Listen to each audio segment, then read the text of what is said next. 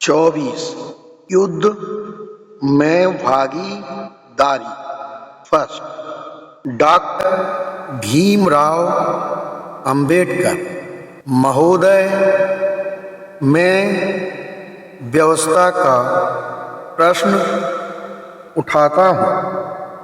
यह प्रस्ताव के उस भाग से संबंधित है जिसमें यह कहा गया है, यह विधान सभा खेद प्रकट करती है कि भारत के संबंध में ब्रिटिश सरकार द्वारा उनकी तरफ से दिए गए बयान को आधिकारिक रूप से प्रस्तुत करते समय भारत की परिस्थिति को ठीक ढंग से नहीं समझा गया है। महोदय, मैं बंबई विधान सभा के नियम 75 के आधार पर बोल रहा हूँ, जो प्रस्ताव के स्वरूप एवं विषय वस्तु के बारे में है। यह नियम इस प्रकार है। इन नियमों में समाहित निबंधनों के अधीन साधारण जन के हित के मामले पर एक प्रस्ताव पारित किया जा सकता है, बशर्ते कि ऐसा कोई भी प्रस्ताव नहीं किया जा सकता जो निम्नांकित शर्तों को पूरा नहीं करता हो, अर्थात यह साफ साफ और यथावत व्यक्त किया जाएगा और एक निश्चित मुद्दे को उठाएगा। मेरा मानना है कि प्रस्ताव का अंतिम भाग न केवल अस्पष्ट है बल्कि अत्यधिक अस्पष्ट है। प्रस्ताव का वह भाग जिसका मैं उल्लेख कर रहा हूँ कहता है कि ब्रिटिश सरकार द्वारा भारत की परिस्थिति को ठीक ढंग से नहीं समझा गया है। मेरा मानना है कि यह सदन यह जानने का हकदार है कि किस रूप में भारत सरकार ने भारत की परिस्थिति को ठीक ढंग से नहीं समझा है। इस दृष्टि से प्रस्ताव का यह हिस्सा अस्पष्ट है। सदन के सभी निर्णयों को परिचालित करने वाले मूलभूत सिद्धांतों में से एक यह है कि सदन जो भी निर्णय ले इसकी व्याख्या करने का काम किसी बाहरी व्यक्ति पर नहीं छोड़ना चाहिए। सदन को स्पष्ट शब्दों में कहना चाहिए कि वह क्या निर्णय ले रहा है और इस बारे में मैं एक पूर्व उदाहरण को आधार बना रहा हूँ, जिसका उल्लेख अध्यक्षों की नियम पुस्तिका digest of rulings Bombay legislative council के पृष्ठ 148 पर नियम संख्या 24 में किया गया है। प्रस्ताव स्पष्ट होना चाहिए, ना कि अस्पष्ट। ना तो परिषद और ना ही सरकार को ऐसे अस्पष्ट प्रस्ताव में भागीदार बनना चाहिए जो इसके अर्थ को पूरी तरह स्पष्ट नहीं करता। मैंने खंड 4 1921 पृष्ठ 772 का इस व्यवस्था के संबंध में उल्लेख किया और मैंने देखा है कि यह व्यवस्था माननीय सदस्य धनजी सहाय कपूर के द्वारा प्रस्तुत उस प्रस्ताव के संशोधन के फलस्वरूप दी गई, जिसमें सिंचाई के पानी के वितरण का उल्लेख किया गया था और उनके संशोधन में कुछ ऐसे उपाय सुझाए गए थे जो जहां तक व्यवहारिक हो तब व्यवस्था का प्रश्न इस बात पर उठाया गया था कि यह एक अस्पष्ट संशोधन था। यह एक अस्पष्ट संशोधन था और इसकी अनुमति नहीं दी गई थी। मेरा निवेदन है कि जिस मामले का मैं उल्लेख कर रहा हूँ, जहाँ तक इस प्रस्ताव का संबंध है, वह भी इस व्यवस्था से परिचालित होता है और इसलिए इसे अव्यवस्थित घोषित कर देना चाहिए। माननीय श्री बीजी खैर, मेरा निवेदन है कि जिस नियम का मेरे माननीय मित्र ने उल्लेख किया है उसका यहाँ कोई उपयोग नहीं है। नियम केवल यह कहता है कि प्रस्ताव को साफ साफ एवं यथावत उल्लिखित होना चाहिए।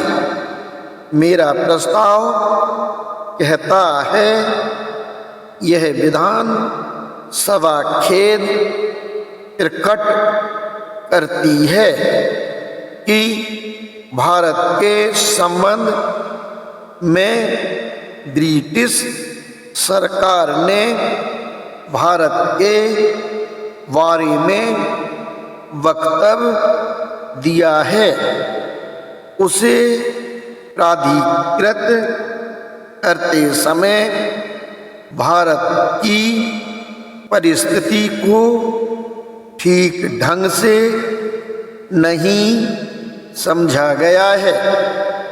इसलिए प्रश्न और निश्चित मुद्दा यह है, क्या ब्रिटिश सरकार की तरफ से दिया गया बयान भारत की परिस्थिति को सही तरह से प्रस्तुत करता है? यही स्पष्ट और यथावत मुद्रा है और इसमें कोई भी अस्पष्टता नहीं है। मेरा यह भी निवेदन है कि यह एक वैसा ही स्पष्ट मुद्दा है जैसा कि नियम 75 का में विचारित हुआ है। इसलिए माननीय सदस्य द्वारा उठाई गई आपत्ति का यहाँ कोई मतलब नहीं है। जहाँ तक व्यवहारिक है, इस बारे में दी गई व्यवस्था को मैं पूरी तरह समझता हूँ, क्योंकि उसका अर्थ कुछ भी हो सकता है। यहाँ हम एक वक्तव्य का उल्लेख कर रहे हैं। वह वक्तव्य कोई अज्ञात मामला नहीं है। वह मामला सदन के समक्ष है और डॉक्टर भीमराव अंबेडकर में इस तथ्य पर माननीय प्रधानमंत्री का ध्यान आकृष्ट करना चाहता हूँ कि शब्दावली यह है कि भारत की परिस्थिति को ठीक ढंग से नहीं समझा गया है। मेरा निवेदन है कि सदन यह जानने के लिए अधिकृत है कि किस अर्थ में भारत सरकार ने परिस्थिति को ठीक ठाक नहीं समझा है। डॉक्टर भीमराव अंबेडकर बंबई नगर महोदय में निम्नांकित 4 संशोधन पेश करना चाहता हूँ।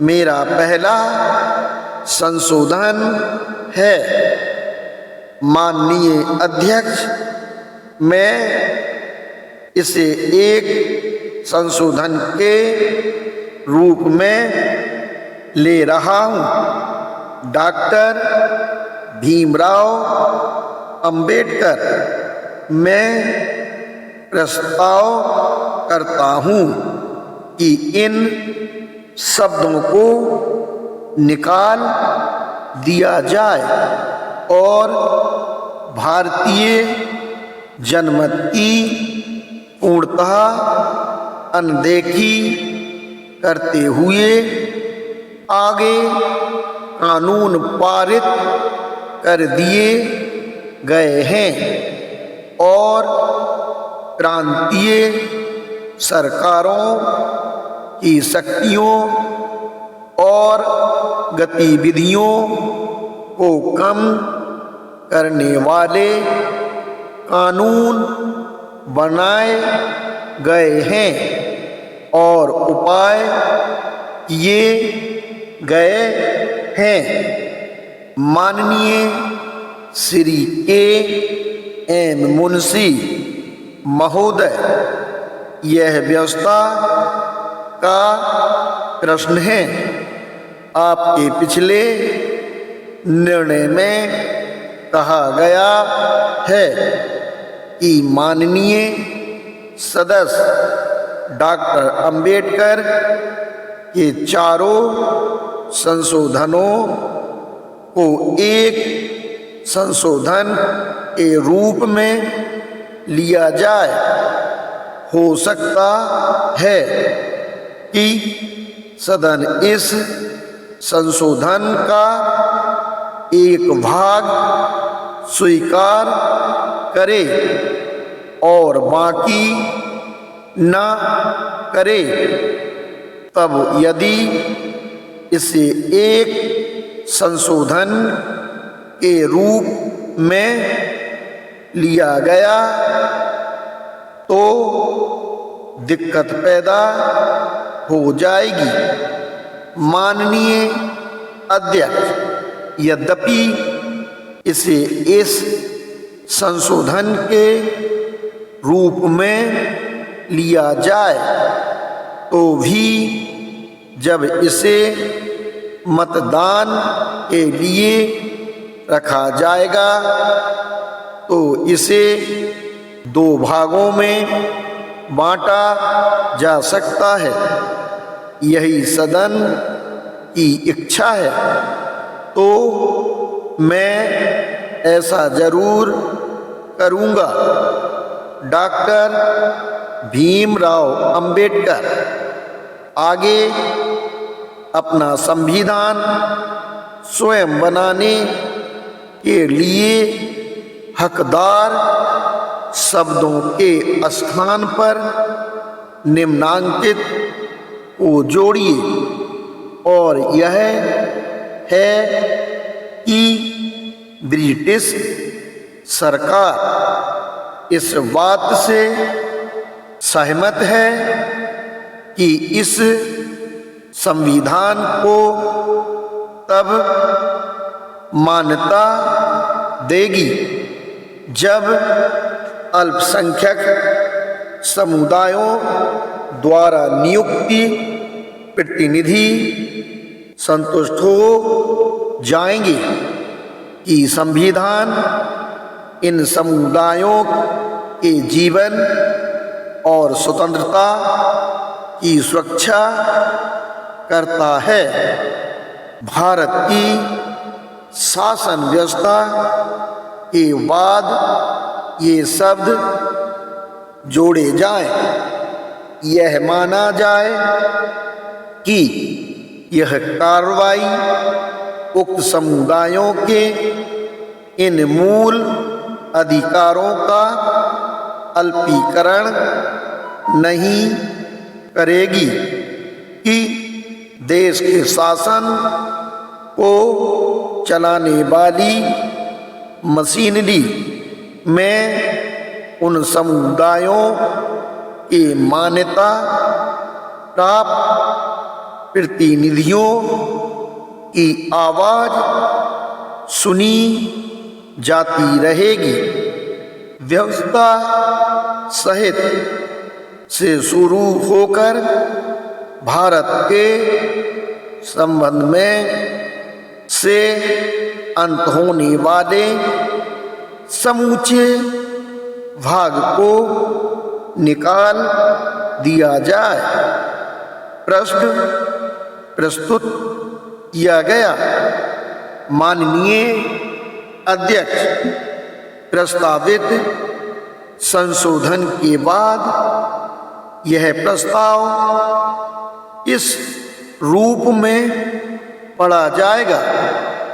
यह विधान सभा खेद प्रकट करती है कि ब्रिटिश सरकार ने बिना भारत की जनता की सहमति लिए ग्रेट ब्रिटेन एवं जर्मनी के बीच युद्ध में भारत को भागीदार बना दिया है।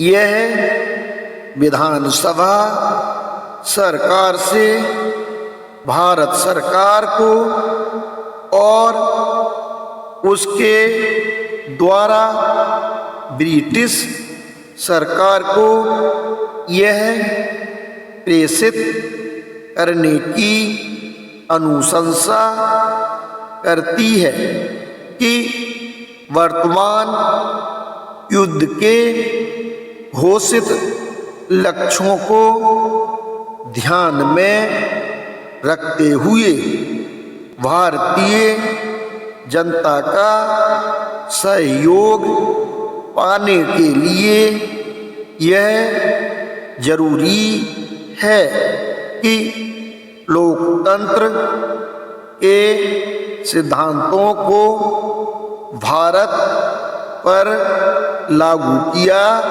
जाए और उसकी नीतियां उसके लोगों द्वारा निर्देशित होनी चाहिए और यह कि भारत को अपना संविधान बनाने के लिए अधिकृत एक स्वतंत्र देश के रूप में मान्यता मिलनी चाहिए और यह कि अल्पसंख्यक समुदाय द्वारा नियुक्त प्रतिनिधियों के माध्यम से संतुष्ट हो जाने पर ऐसे संविधानों को प्रभावी बनाएगी और यह कि इस प्रकार बनना संविधान अल्पसंख्यक समुदायों की स्वतंत्रता की रक्षा करे और आगे यह है कि भारत की वर्तमान शासन व्यवस्था के सिद्धांत को प्रभावी बनाने के लिए ठीक इसी समय जहाँ तक संभव हो उचित कार्रवाई की जानी चाहिए। ऐसा मूल सिद्धांत होने पर कि देश की शासन व्यवस्था के लिए बनाई गई मशीनरी में अपने विश्वस्त प्रतिनिधियों के द्वारा अपनी आवाज उठाने के उपयुक्त अल्पसंख्यकों के मूल अधिकार के लिए इस प्रकार की कार्रवाई उसका अल्पीकरण नहीं करेगी। डॉक्टर भीमराव अंबेडकर महोदय, मैं व्यवस्था का प्रश्न उठाता हूँ। मेरा निवेदन है कि यह संशोधन नियम विरुद्ध है और मैं एक बार फिर नियम 75 के उपखंड का प्रश्न 20 पर विश्वास करता हूँ। उपखंड का कहता है कि प्रस्ताव को स्पष्ट और यथावत उल्लिखित होना चाहिए और एक स्पष्ट मुद्दा उठाया जाना चाहिए। मैं एक स्पष्ट मुद्दा शब्दों पर जोर दे रहा हूँ। मेरा निवेदन है कि यदि यह संशोधन प्रस्ताव का हिस्सा बन जाएगा तो पूरा प्रस्ताव नियम 75 के उपखंड का उल्लंघन करेगा।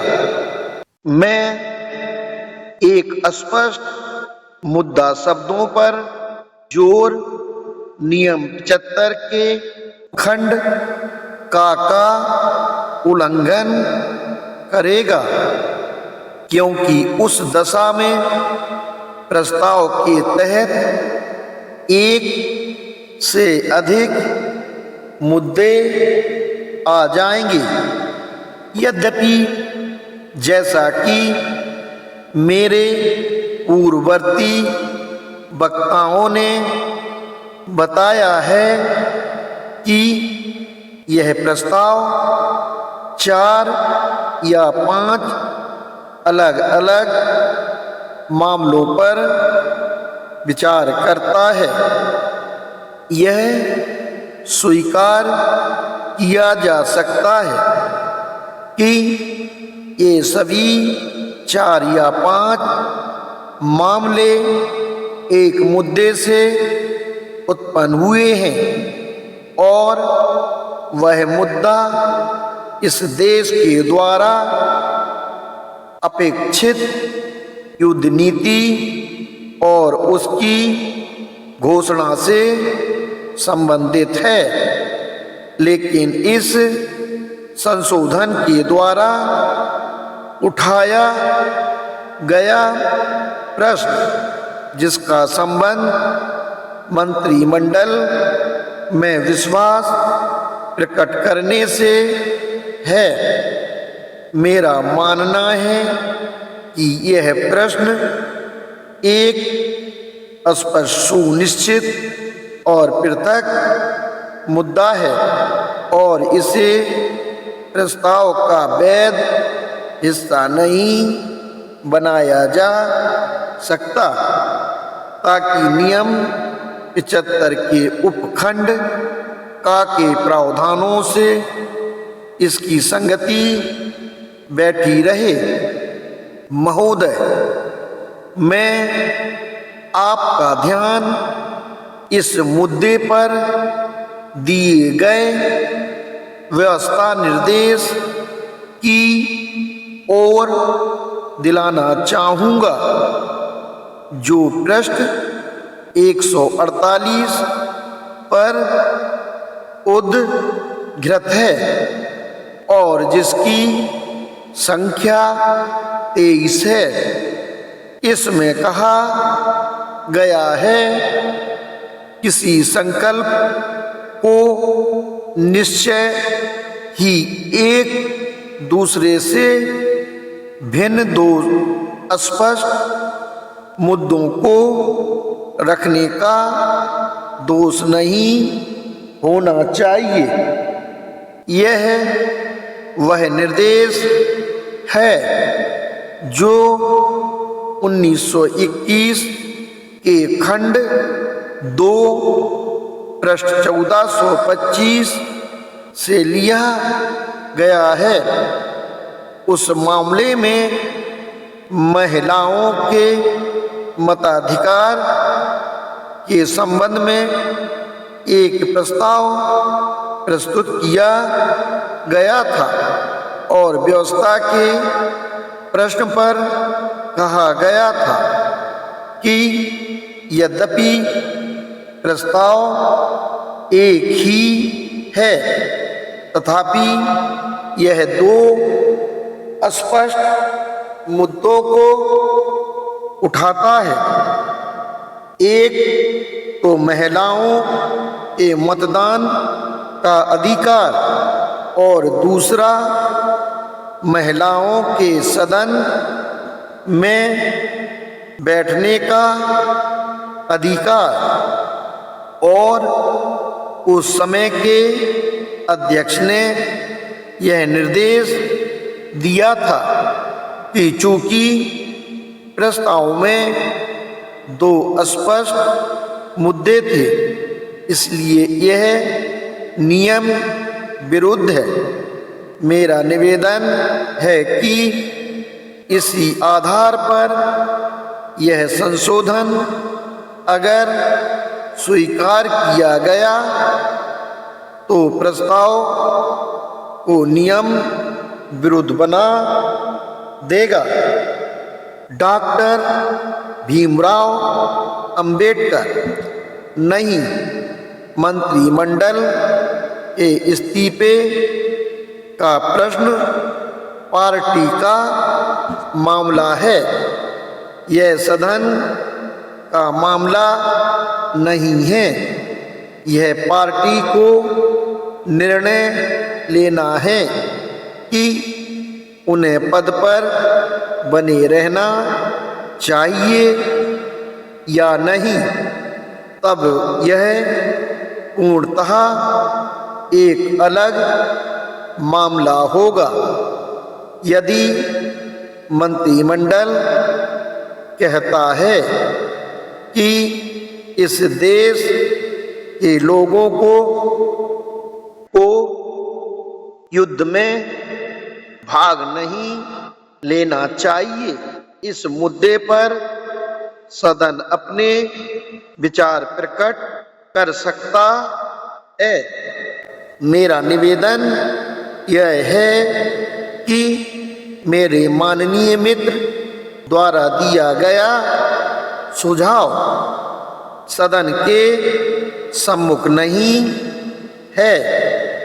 मैं नहीं जानता कि मंत्रिमंडल में अपना पूर्ण विश्वास व्यक्त करते समय इन शब्दों को हटाने के लिए इस प्रकार का संशोधन रहा है या नहीं। जैसा संशोधन इस समय है, मैं उस पर बोल रहा हूँ और मेरा निवेदन है कि उन शब्दों से जिनमें संशोधन रखा गया है, यह नियम 75 के उपखंड का के विरुद्ध है। मैं अपना निवेदन तब करूँगा जब दूसरा संशोधन सदन के समक्ष आ जाए।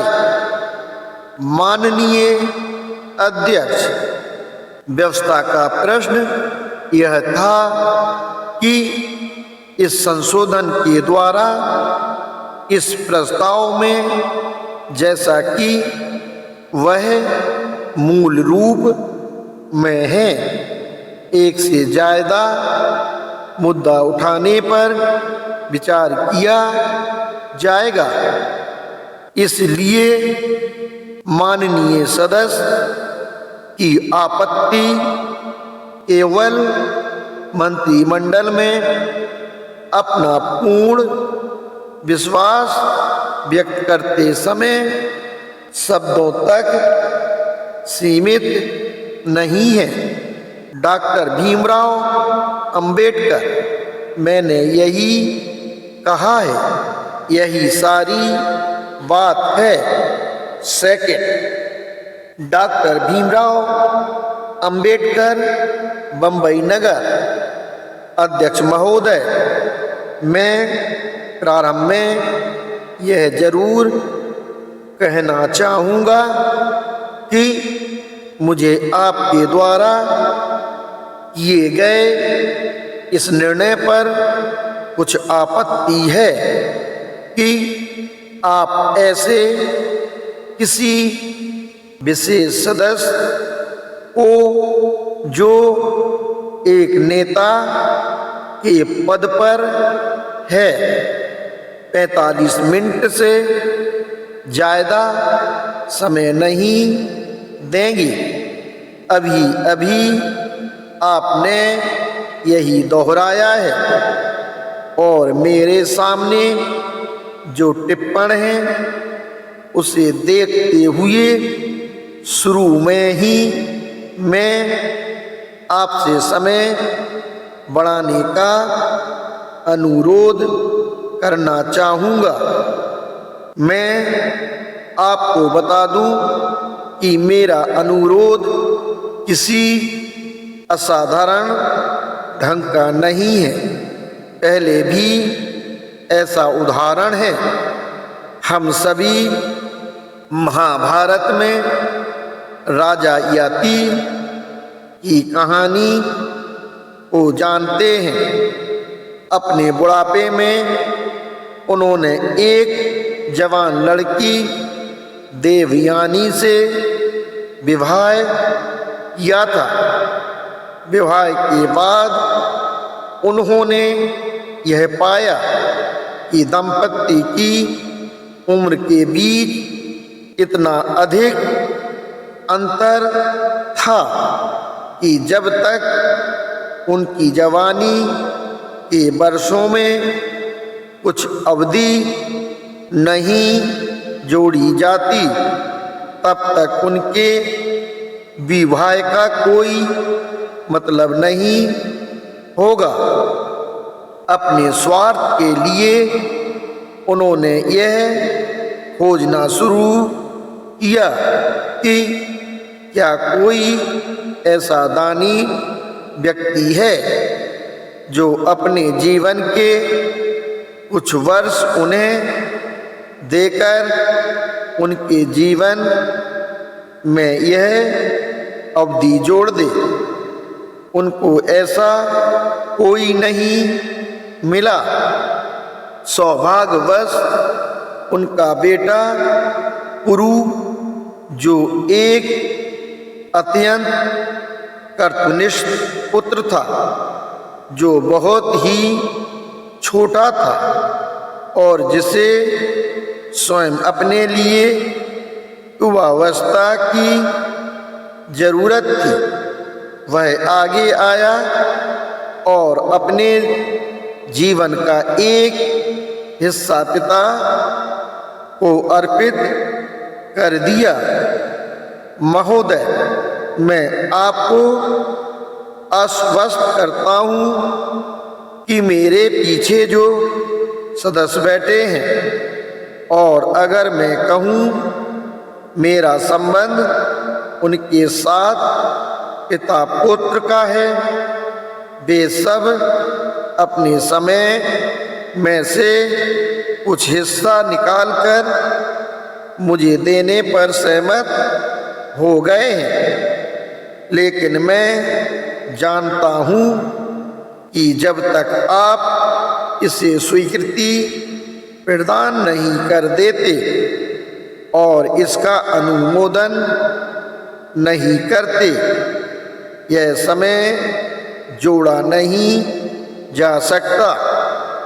यह हो सकता है कि समय जोड़ना जरूरी हो जाए, तो मैं इसी आशा के साथ आगे बढ़ूंगा कि आप अंततः इसकी स्वीकृति दे देंगे।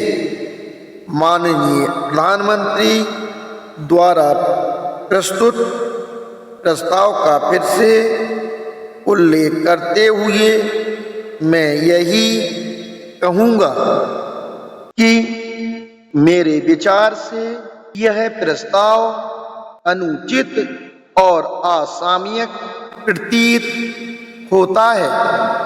यह प्रस्ताव सदन से एक निश्चित घोषणा करने की मांग करता है और फिर सदन को इन मांगों के पूरा न होने की दशा में एक निश्चित प्रक्रिया विधि का अनुमोदन करने का आह्वान करने के लिए कहता है। सबसे पहले मैं यह जानना चाहूँगा कि ये मांगें किसने की हैं। स्पष्टतः महामहिम वायसराय से की गई मांगें इस सदन द्वारा नहीं की गई थी। माननीय प्रधानमंत्री ने देश की ओर से मांगों को रखने के लिए और महामहिम वायसराय के पास उन मांगों को भेजने से पहले सदन का समर्थन लेने के लिए इस सदन को उचित स्थान नहीं समझा। मांगें जैसा कि हम जानते हैं उनके द्वारा प्रस्तुत की गई, जिन्हें माननीय प्रधानमंत्री आला कमान कहेंगे, और मैं कहता हूं कि यह आला कमान और कुछ नहीं, केवल मंत्रियों की कठोर कार्रवाइयों को रोकने के लिए नियुक्त निगरानी समिति है। मेरा निवेदन है कि यह उचित स्थान था जहां मांगों को रखा जाना चाहिए था। उन्होंने ऐसा करने के लिए इसे नहीं चुना। अगर वे सभा पटल पर रखी गई थी तो वे संविधान से अनभिज्ञ और सदन के अपरिचित व्यक्तियों के समर्थन से पारित हो गईं, और ऐसा होने के बाद वे शांति से सदन में आते हैं और कहते हैं स्थिति बिगड़ गई है, हमारे बचाव के लिए आओ। मेरा निवेदन है कि यह सबसे अधिक अपमानजनक प्रक्रिया है। दूसरी बात जो मुझे इस प्रस्ताव के बारे में कहनी है वह यह है कि इसने कुछ निश्चित शब्दों में घोषणा की मांग की गई है। अब मुझे ऐसा लगता है कि महामहिम वायसराय द्वारा एक निश्चित ढंग से घोषणा कर दी गई है। इस महीने की 18 तारीख को भारत के लोगों को इस घोषणा का पता चला। इसके बाद पूरे 7 दिन बीत चुके हैं।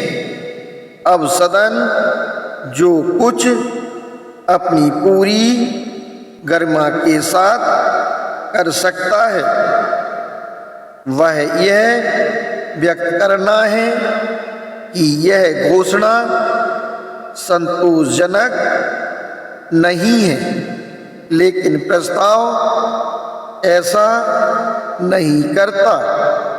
यद्यपि यह एक घोषणा है, तथापि माननीय प्रधानमंत्री ने बिना यह व्यक्त किए कि यह घोषणा स्वीकार्य है या नहीं, या कोई दूसरी घोषणा होनी चाहिए या नहीं।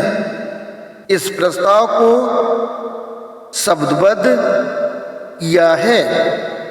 यह पूरा प्रसंग अत्यंत तुच्छ प्रतीत होता है।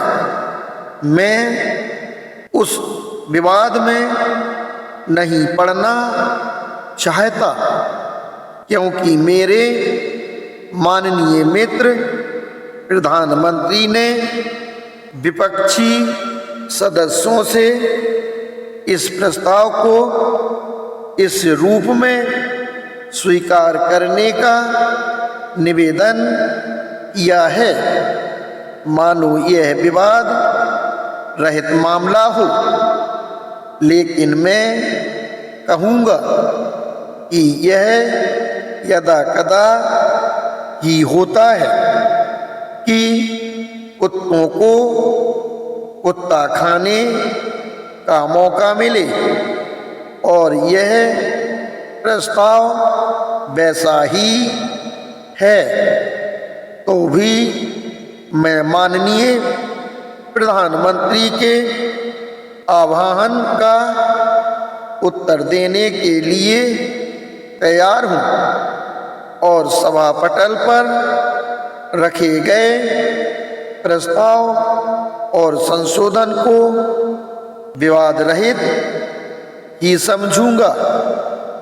महोदय, चूंकि मैं इस समय प्रस्ताव पर और संशोधनों पर भी कुछ टिप्पणी करने जा रहा हूँ, इसलिए मैं प्रारंभ में ही सदन को बताना चाहता हूँ कि मैं किन बातों में प्रस्ताव से सहमत हूँ। जहाँ प्रस्ताव कहता है कि भारत को बिना भारत के लोगों की राय के ब्रिटेन और जर्मनी के बीच हो रहे युद्ध में भागीदार बनाया गया है, मैं पूर्ण रूप से इसका समर्थन करता हूँ। वास्तव में मुझे एक कदम और आगे जाना चाहिए था, क्योंकि स्थिति वास्तव में बहुत असमान है। यहाँ हम ब्रिटिश मंत्रिमंडल के रथ के पहियों से बांध दिए गए हैं। ब्रिटिश मंत्रिमंडल अंग्रेज साम्राज्य की विदेश नीति को नियंत्रित करता है। विदेश नीति के निर्धारण और युद्ध की घोषणा में इस देश की कोई आवाज नहीं होती। संभवतः जनता में से कुछ लोगों को बरसाई या अन्य स्थान पर जाने के लिए निमंत्रण दिया जाना चाहिए, जहां शांति संधि पर हस्ताक्षर होने हैं, ताकि दस्तावेज पर उनके नाम दर्ज हो सकें।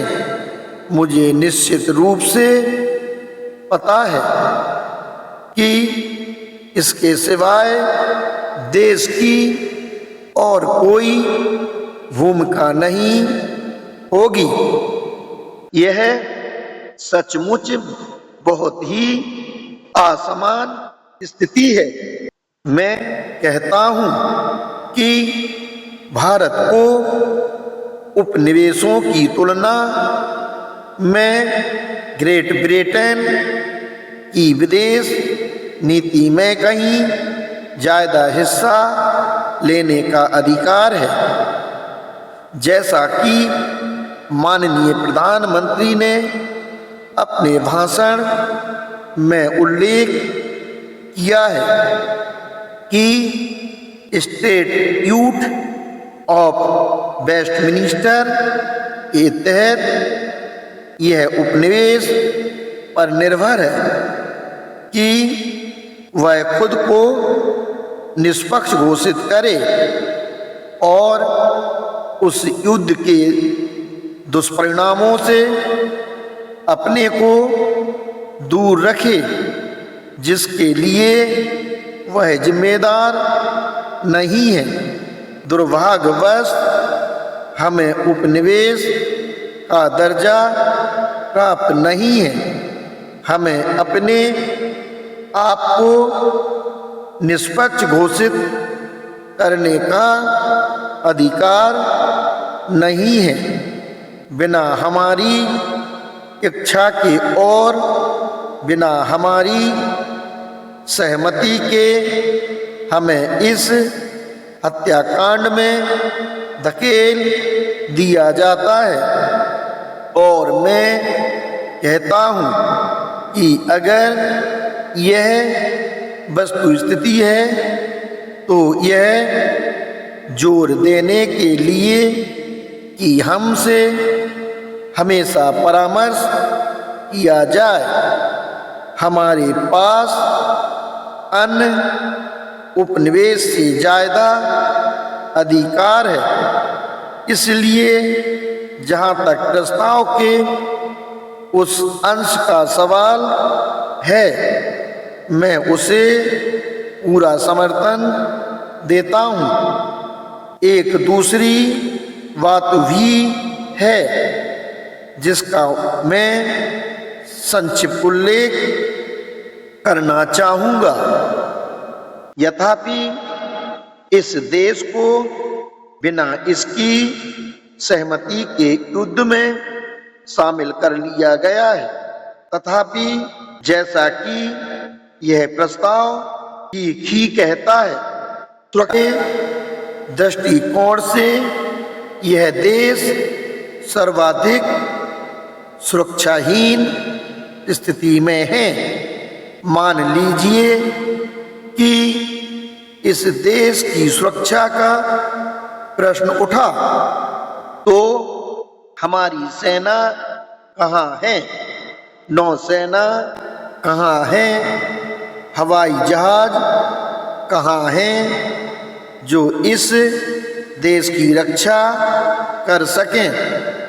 गोलमेज सम्मेलन के सदस्य के रूप में मुझे याद है कि हम एक सिद्धांत के लिए लड़े थे और वह सिद्धांत यह था कि भारत की रक्षा ग्रेट ब्रिटेन की जिम्मेदारी के रूप में जानी जाए और भारतीयों को अपनी सुरक्षा करने की शिक्षा दी जाए। मुझे यह कहते हुए दुख होता है कि जहाँ तक मैंने भारत सरकार की रक्षा नीति का अवलोकन किया है, उस विषय में उन्होंने कोई संतोषप्रद उपाय नहीं किया है। जहाँ तक उस सिद्धांत पर अमल करने का प्रश्न है, मैं उनकी नीतियों में कुछ भी नहीं पाता। इसलिए मैं समझता हूँ कि यह एक वाजिब शिकायत है जो भारत कर सकता है। अब यही वे मुद्दे हैं जिन पर मैं सरकार से सहमत हूँ, लेकिन मुझे ये हुए दुख है कि यही मेरी सहमति समाप्त हो जाती है। महोदय, जैसा कि आप जानते हैं, मैंने सभी चारों संशोधन प्रस्तावित कर दिए हैं। वे 3 हैं, किंतु वास्तव में 4 हैं। मैं उन 2 संशोधनों को एक साथ लेने का प्रस्ताव रखता हूं, जो अल्पसंख्यकों के अधिकारों के बारे में है और बाकी संशोधनों को मैं अलग लूंगा। मेरा सदन के सामने संशोधनों को फिर से पढ़ने का विचार नहीं है, क्योंकि मैं समय बचाना चाहता हूं। सदन पूरी तरह जानता है कि ये संशोधन क्या है। माननीय प्रधानमंत्री ने अपने भाषण को समाप्त करते हुए संयुक्त राज्य अमेरिका के संविधान में शामिल सिद्धांत की ओर सदन का ध्यान आकर्षित किया है। उन्होंने अमेरिका के संविधान से एक उद्धरण पढ़ा, जिसमें लोकतंत्र का, जीवन और स्वतंत्रता का तथा सुख की खोज का उल्लेख है, और उन्होंने हमसे जो विपक्षी बेंच पर बैठे हैं अनुरोध किया है कि हम उस पुरातन और अत्यंत मानवीय दस्तावेज के प्रति, जिसमें लोकतंत्र का सिद्धांत शामिल है, आदर करें। अपनी तरफ से मैं माननीय प्रधानमंत्री को दक्षिण अमेरिका से संबंधित मामलों की स्थिति का पुनः स्मरण कराने की छूट चाहूँगा।